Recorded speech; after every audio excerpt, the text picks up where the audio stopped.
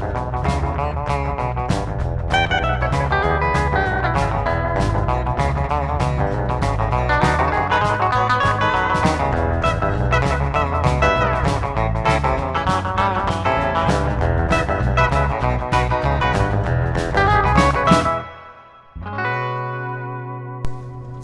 morning, everyone. That's right, it's the morning. It is Monday morning, the first day of my vacation. If you happen to notice the window over here, there's water on it. Nothing out of the ordinary. It's raining. It's raining. So I'm still going to head to the campground. I am going to try to do my best to document as much of this vacation as we can. This may turn into one video and like a special in some way, shape, or form, or it could be 5 individuals. I'm not really sure how we're going to do this. All I know is that it's my vacation. I'm on vacation. I got to do something. Can't just sit in the house, stare out the window, and say, oh, well, it's raining. Everything else seems to be about normal. The engine light's on. Nothing over here works in the middle. No stereo, no radio, no screen. But the AC is kicking, which is great because it is so humid. I mean humid. I mean, I brought my raincoat. Don't even know why. It's more comfortable getting wet than just being soaking wet than it is to have the rain jacket on, because you end up just as wet from the humidity and sweating inside the raincoat as you would just standing in the rain. I'm not kidding. So anyway, other things that are fairly typical. Arm is still messed up. This morning, for whatever reason, it is popping terrible in this joint right here. It's just popping. Orville Redenbacher would be jealous of how much popping is going on inside this joint right here. We are going to the campground. I've got a plethora of vintage rods and reels sticking through that little hole back there in this non-vintage 2004 Acura. Well, maybe 2004, it's working on being antique. I mean, it's 21 years old. Another 4 more years, I can put antique tags on this thing. Regardless, we're going. We're going to go up to the campground, and we're going to take every one of those vintage rods and reels, those combos that I've got back there, and we're going to fling until this arm falls off, or until I learn how to cast a fair distance with my left hand. Yeah, this is the life of a YouTuber. You got to get, the show must go on. Or does it really need to go? I don't know. But regardless, where I'm going, I'm getting out of here. I don't know what the weather's like over there. It's 60 miles away, but considering we're right on a river, that's usually where the rain really is, because I live near a river here, and that's probably why it's raining. Anyway, I'll do some explaining once we get to the campground and see if we can catch some fish. We don't catch any fish, well, then I'm saying all of this for nothing, and you'll never even see it. All right. Oh, can you see me? We're in the campground. Even though it's almost 10 o'clock in the morning, it's so nasty looking. It could be 5 o'clock in the morning. Misty rain. The real rain kind of stopped.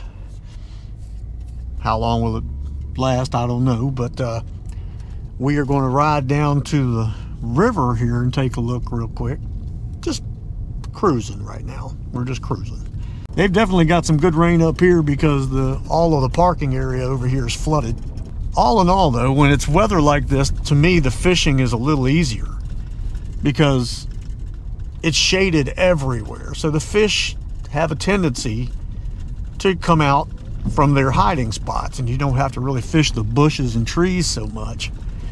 So we'll go down here to the dock first, the floating dock, and see if we can catch anything off of there using some of these antiques. Let's see, let's pull down here. We're gonna pull under the tree. All right, here we go. I'm going out with the first one, being the Bach Brown Spinster. Now, the funny thing about the old Bach Brown Spinster is Bach Brown was the gentleman's name.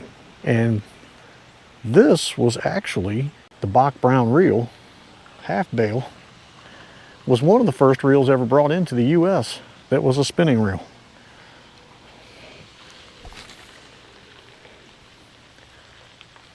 It casts pretty far, and it hooks up with the bail every single time.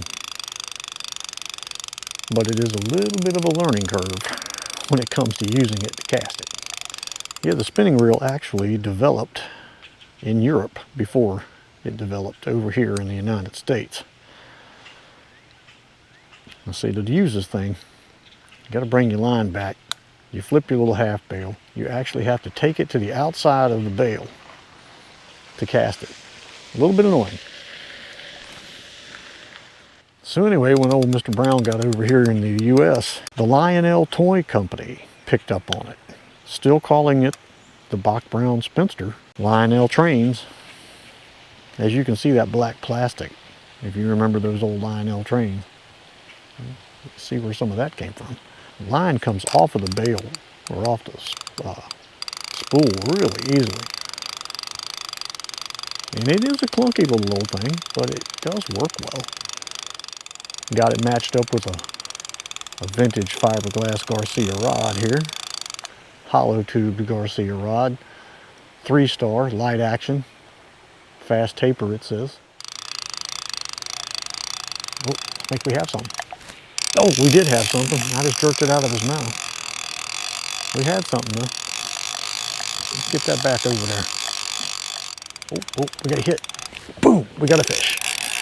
There we go. Ooh, that's good. That's a little tug right there. Bach Brown Spinster from the 40s. Brings us in a crappie. Look at that. And a good size crappie too. He's got a hole in his mouth, so it ain't the first rodeo for him.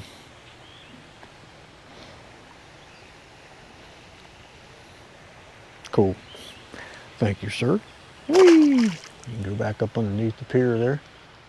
A Ted Williams 340. This was given to me by Andy. It is on a matching Ted Williams, what is it, light action 5'6" spin cast rod. You might have remembered this one from a video way on back, but this is an actual combo. Vintage. Look at that wood. With the triple crown thing there for the Ted Williams stuff. Got enough fancy gadgets on here. You feel like you want to load a shell in it and fire it. Let's go over here and see if we can catch anything what we got on here. If we can't, then we're going to switch baits. But since the crappie appear to be over there a little bit more, I'm not real sure how my arm is going to take to slinging this thing, but we're going to give it a try. Fortunately, it cast pretty good and I didn't have to do a whole lot of flinging. This is a really good combo though. I think it's fun to use. I wish it just had more handle. Yeah, with two hands I can get it a little further. The reel works really well, which obviously it's Ted Williams, but it's still made by Shakespeare. It's got a model number a half a mile long, like a VIN number on a car. Oh, there we go. There we go. Come on, Ted. I'll guarantee you there's nobody on the planet right now fishing with a Ted Williams combo. I can almost promise you that. Look at that. Well, that's a beautiful fish. Very yellow for a crappie. There we go. Another crappie, and that was fun. That was very much fun. But we got a lot to fish with, so let's go grab another one real quick. We got us an underspin here. We got a Johnson Model 80 on a vintage Fenwick fly rod. 6-foot fly rod. Let's see how this works, because I got to cast with my right hand only. I don't know how this is going to work.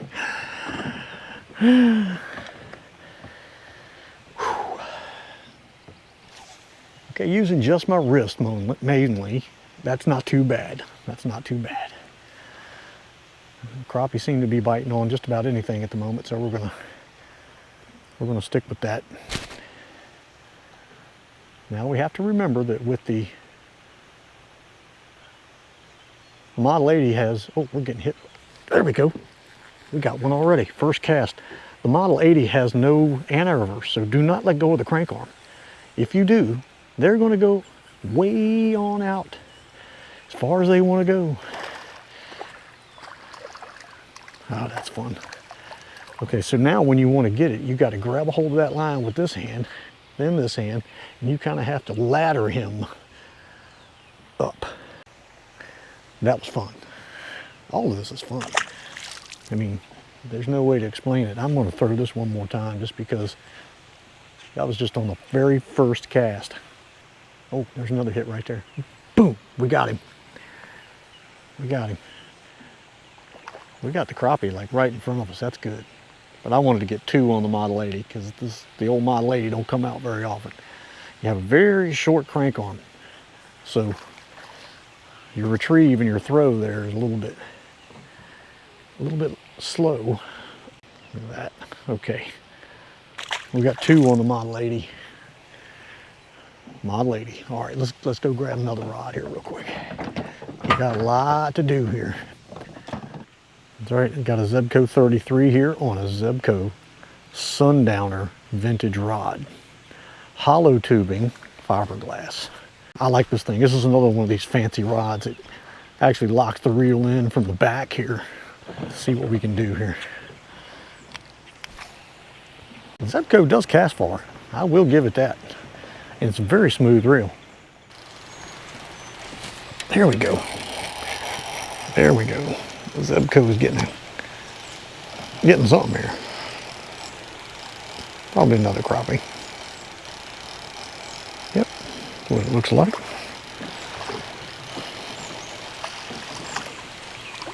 There we go. Another crappie. Nice catch. Now we have us a Wonder Cast 1799 by Shakespeare on a Shakespeare Wonder Rod.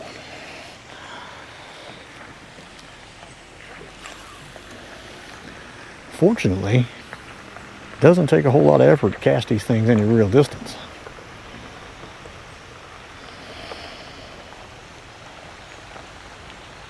We got us a bright pink and chartreuse with some silver sparkle. Oops, by Charlie Brewer on here. Oh, and we got us a hit already. They're digging the pink today. The pink colors. First cast. We're all about these crappie today. Another nice golden colored crappie here. Another good sized fish. These fish are getting big. Oh, got a hit already. He let go of it though. Oh, no, he's back on it again. Boom, okay.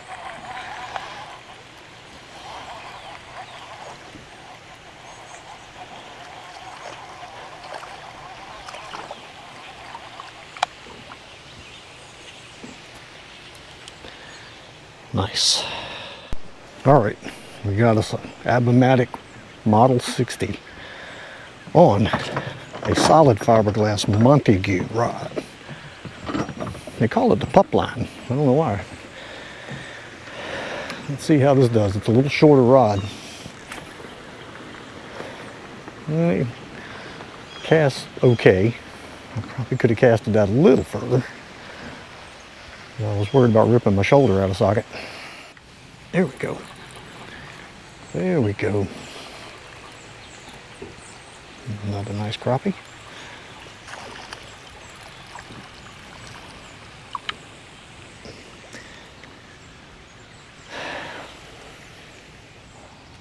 Well, if you're crappie fishing, they're all over here.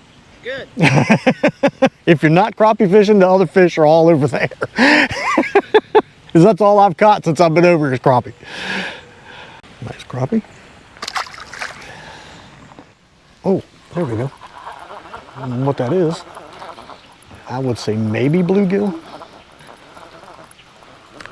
Judging by the weaving and bobbing. But, yep. And I would be right. Actually, red ear.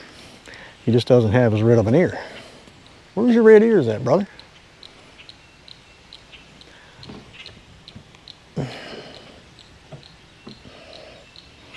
That's a nice fish catch right there. Nice little red ear. All right. Shakespeare 2062 on another Garcia rod. This one is light action, believe it or not, even though it's so big and fat. What's that thing say? 4 to 8 pound line, fast taper, light action, 7 foot. It's kind of hard to believe this is a light action rod because it looks like it's thick enough to harpoon a whale, but Whoa, whoa, whoa, what? That's a bass. Okay, I saw my line take off. I was like, what's going on here? So I wanted to make sure he had it before I set the hook. Just a little bass.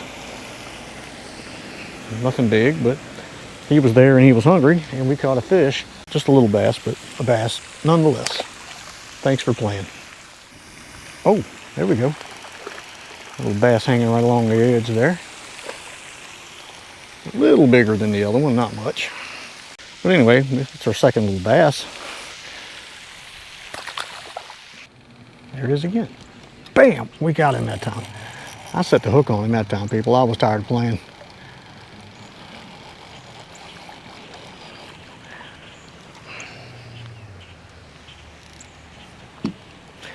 He's a little bit smaller than the rest, but kind of what I usually catch as opposed to the big ones we've been catching all day.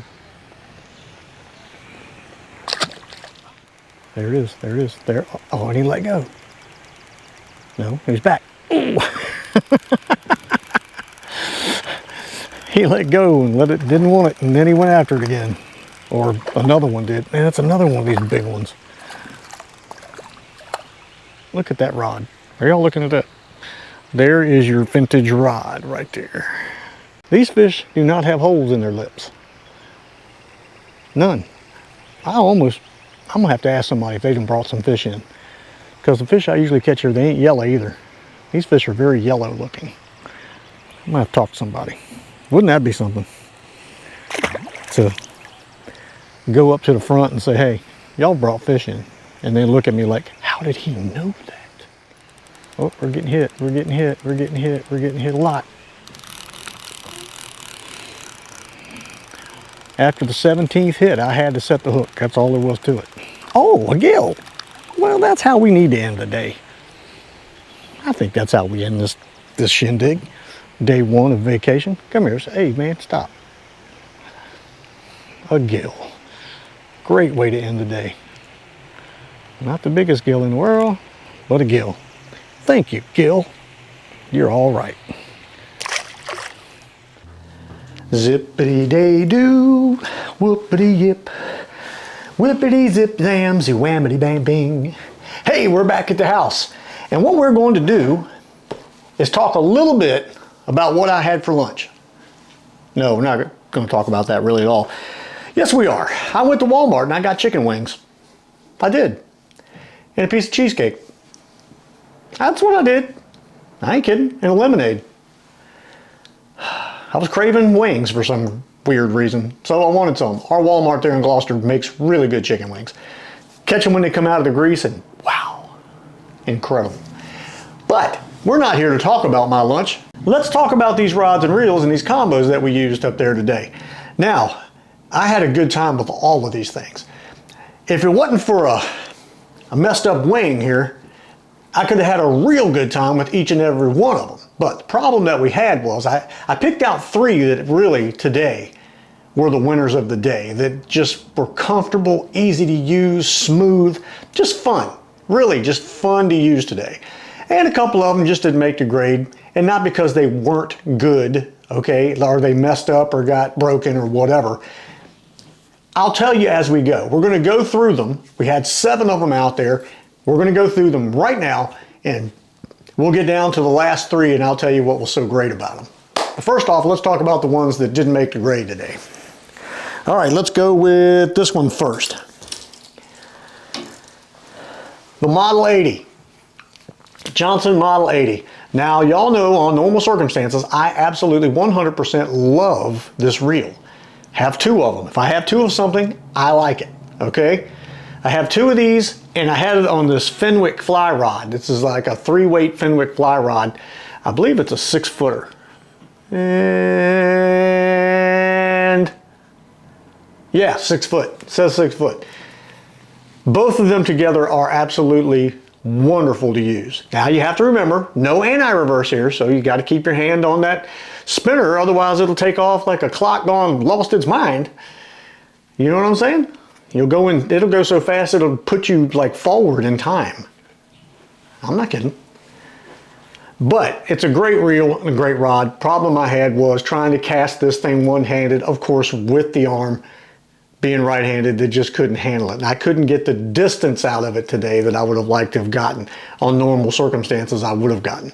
So anyway, though fun to use, and I love this reel, today it just couldn't do it. We did manage to catch one or two with it, but it just wasn't for today. You know, get this arm back in shape again. It'll be right back up in the top 3, 5, 7, 8, 9, 10. Let's go, what do we got left at? Okay, let's go down here. Something incredibly historic. The Bach Brown Spinster. Okay, Bach Brown came from Europe, all right? The first spinning reels that were created actually came from Europe. They were in Europe, okay? It was created in Europe. We didn't get a spinning reel until Bach Brown bounced on over here and hooked up with the Lionel Toy Company. You know, the people that make those toy trains. Then we got this fancy half bale Bach Brown Spinster. That's very cool in itself, and it's history that I didn't even really know. So really, this was the US version's first spinning reel. Kind of cool, very historic. Now, we put this on this Garcia rod that I have had my 308 Mitchell on for a very long time. It's got a very short little arm back here, but regardless, it casts really well. And I kind of like having it way back here like this because it does cast well, even though I had to kind of two-hand it. But the only thing that this really didn't make this one be in the top 3 is the way that you have to cast it, which is, let me see if I can spin this around here so you can see what's going on. You have to get your line kind of up here close to the rod as it is. Then you have to kick out the bail, okay? Then you have to take the line around the bail. I'm not going to do it because it's going to drop it if I do. You have to take the line under and around the bail, then bring it back up under your finger, then you can cast. Well, that's a little awkward, a little bit of a pain. Now, if I was going to a Bach Brown Spinster convention, and this is all we could use for the week, or day, or whatever it may be, well, then I wouldn't have a problem doing it, because everybody'd be out there doing it too. Not that I need to be doing what everybody else is doing, but I wouldn't take this to fish all day just randomly. Okay, because it is a little bit more of a pain to use. But even though I'm not a collector, I'm glad I got this because its history is really cool to me. Very cool. All right, let's move over to the next one. This is the Ted Williams 340 combo, okay? This is a matching rod with a matching reel. Obviously made by Shakespeare. And it works really good. Problem is, here's the thing, this is the way I look at it. Kind of like let's just say a Rolls Royce from the same era. This is kind of that. Fancy, works great, smooth, just as smooth as it can be, but weighs a ton. I'm not joking, this thing is heavy. Even though this is a spiral wound rod, you got actual wood on the forearm here. You got enough metal back here to build a 60s Volkswagen Beetle. And then you got the handle in this massive rubber thing on it. It's just, and Shakespeare reels are not known for being light, okay? This thing's a beast. It's heavy. It is. But, like I said, like a Rolls Royce. It is fancy, smooth, but a beast. An absolute beast to use. But love it. It works great. Caught some fish with it. And I could see myself taking this out with another group of rods and reels just because of what it is. It's just very cool. Just a very cool rod and reel. Old Golden Burgundy. Gotta love it. This is an Abomatic Model 60 on a Montague pup line rod. This rod is probably 5 foot at best. Let me look. Yeah, 5 foot. Sounds like 5'8". So this rod is about 5 foot. Both of these work well together. The only problem I was having is because of the short length of this rod. Couldn't get the distance I was getting with the others, but it works great together. These two actually look so good together. It's almost hard to take this reel back off of this rod.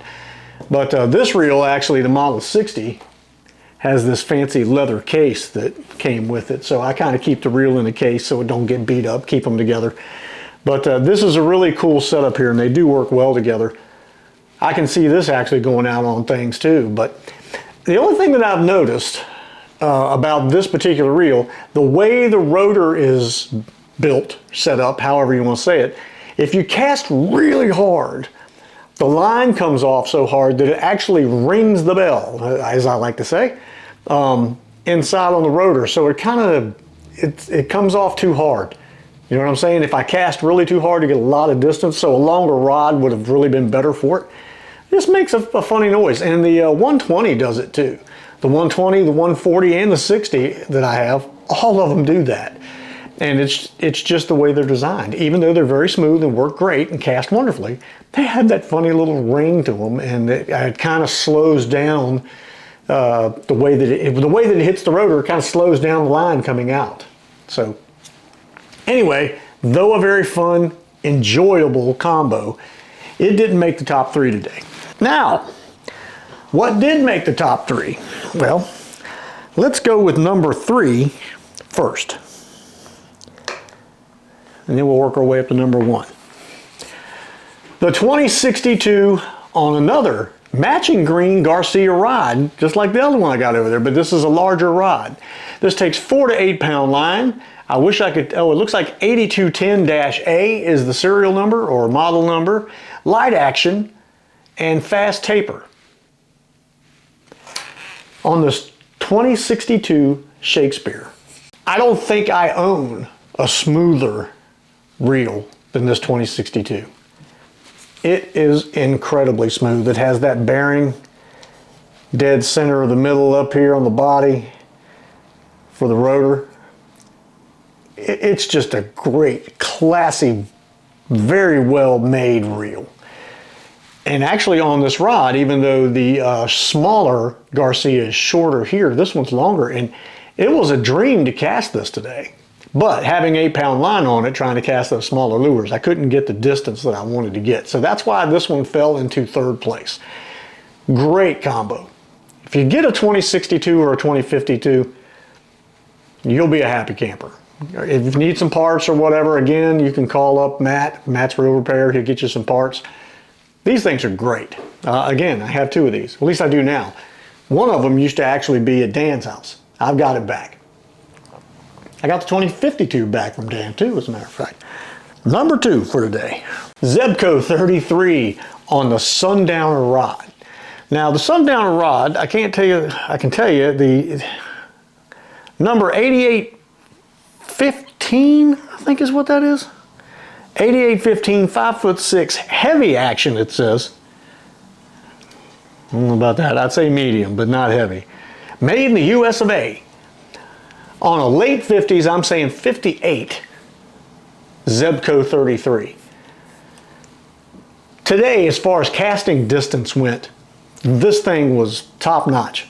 I'm not joking, you could blast this thing a half a mile, even with this sorry Mr. Crappie line on it that I need to get off of there.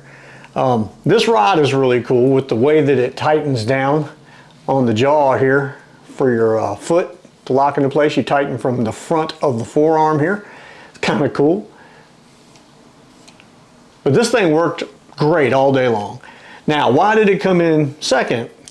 Well, Zebco was one of those reels that I have used many versions of. Many. 202s and 808s and 33s and you name it, I've had a bunch of Zebcos.